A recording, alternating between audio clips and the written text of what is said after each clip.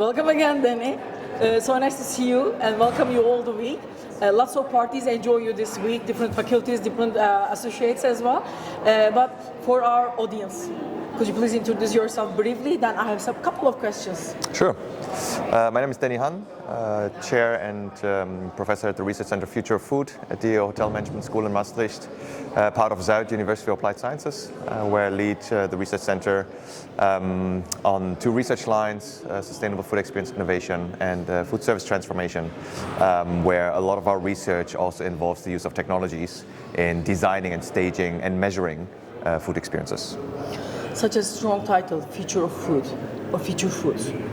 I'm sure everyone is asking this. What is the future of food? Are you feeling scared, or you are more optimistic, or what do you think about it?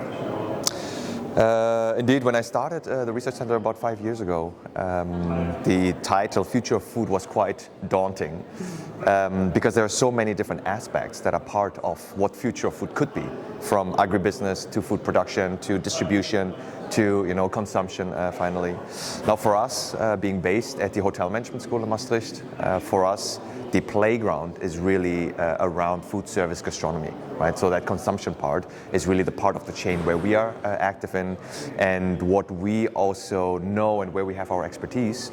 And so for us, the future of food evolves very much around designing new types of food experiences for consumers, staging food experiences through the use of emerging technologies, things like immersive technology, things like robotics, things like AI, of course, has a strong influence, not only on the consumer side, but also back of house in the whole processes of the operations. So we are really looking into the future of food from that consumption angle and looking into how can we use experiences in that setting as a catalyst to drive more sustainable changes also in other parts of the supply chain. This week, from different lectures, I had a chance to listen to you, and at the end you said that we would like to change the behavior of the consumer for a good reason. What kind of reasons you are expecting to change?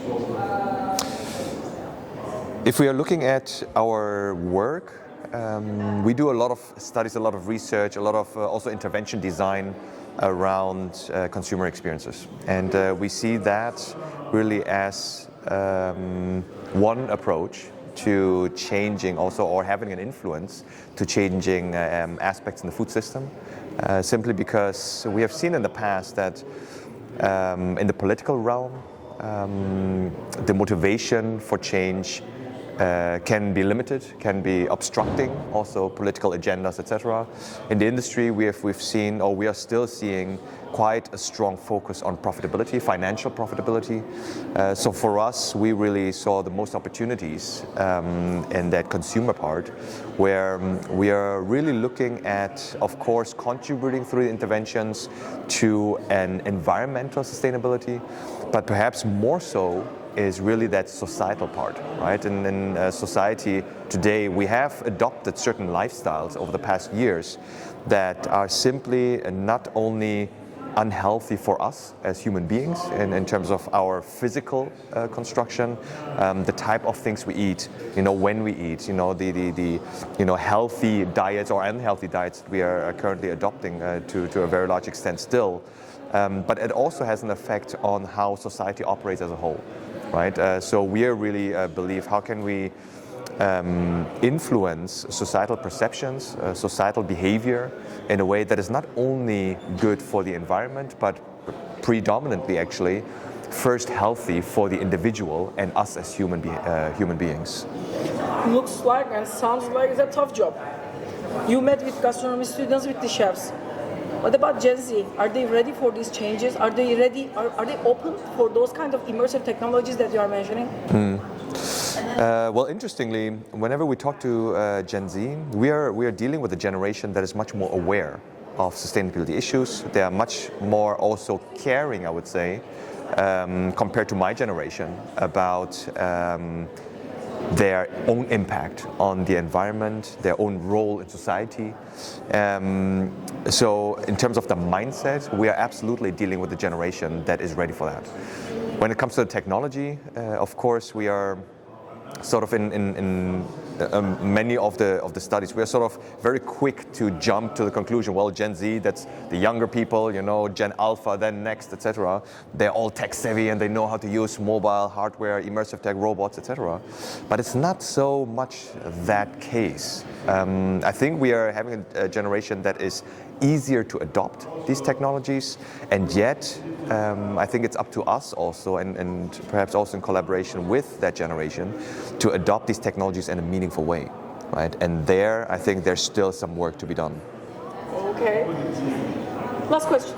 Last but not least, you have a magic wand, like Ozempic, and you would like to change something in the food system. What do you want to change?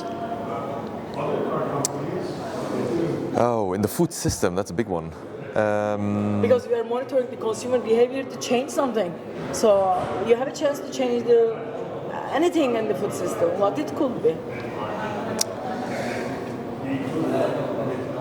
There's a lot that I think can, it justifies change, but for me, it may be the influence of the food industry in terms of what kind of information is being communicated. And I think that already in the past we've seen so many trends come and go, you know, from sugar to salt to, you know, what kind of nutrients we need, etc., and the food labeling and these sort of things, which creates very much this jungle of information that makes it almost impossible for consumers, for regular human beings as such, also for professionals, to have a clear idea and understanding of where we need to go, right? And there's a lot of people that are very willing to make the better choice, right? At the cost of perhaps a lower profit margin. There are many people who really want to drive positive change, but we are working in this complex jungle basically, where it's not so clear anymore what information is accurate, what is actually can be traced back to the rest of the supply chain, what then ultimately drives demand as well in the consumer market. So if I had a magic wand, I suppose it would be sort of the influence of food lobbyists, of the food industry, to dictate much of the communication that is done around food. Thank you so much. We are finalizing to clear up and enhance the food literacy for every parties of the system.